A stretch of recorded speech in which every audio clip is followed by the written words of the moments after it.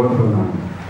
అదేవిధంగా మనం ప్రతి సంవత్సరం ఈ వార్షిక మహాసభలు గత 14-15 సంవత్సరాలుగా జరుపుకుంటున్నాం.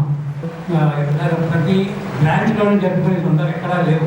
మిగతా పెద్ద బ్యాంకులన్నీ కూడా కోఆపరేటివ్ అర్బన్ బ్యాంకులు కానీ ఏవి కానీ ఇప్పుడు కూడా వాళ్ళు ఏదో వాళ్ళ ప్రధాన కార్యాలయం పరిధిలోనే ఒక మీటింగ్ కండక్ట్ చేసి ఒక ఎన్నిక అయ్యాయి. ఇది 33వ సమావేశం. ఇదే టైంకి ఇప్పుడు పిల్లలకి క్యాష్ అవార్డు ఇస్తున్నాము.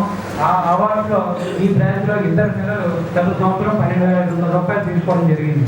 ఈ మెడికల్ రియంబర్స్మెంట్ అనేది ఇస్తున్నాం. మొదట్లో ఆరోగ్య విశాఖ బీమా అని చెప్పేసి మన 23వ తేదీన జరగబోయేటువంటి ప్రధాన జనరల్ బాడీ సమావేశం ముందే దాన్ని ప్రారంభించాలని ఆ దిశగా ఏర్పాట్లు సాగుతున్నారని అదే కోట్లు కలిపి 7,340 కోట్లు చేరినప్పటికీ మనం గురి చేయకుండా ఏదో కోర్టులకు వెళ్లకుండా బ్యాంకు దగ్గర తీసుకున్నటువంటి రుణాన్ని మళ్ళీ తిరిగి సక్రమంగా చెల్లించేటటువంటి పరిస్థితి కాబట్టి మరింత ఎక్కువగా మనం ఆ పద్ధతిలో రుణాలు వితరణ చేయాలని చెప్పని ఇక్కడ ఇతరత్ర రాజకీయాలు ఏమి ఉండడానికి వీల్లేదని చెప్పాలంటే అందుకు పాలకవర్గం అంతా సమైక్యంగానే ముందు అదొక బలం.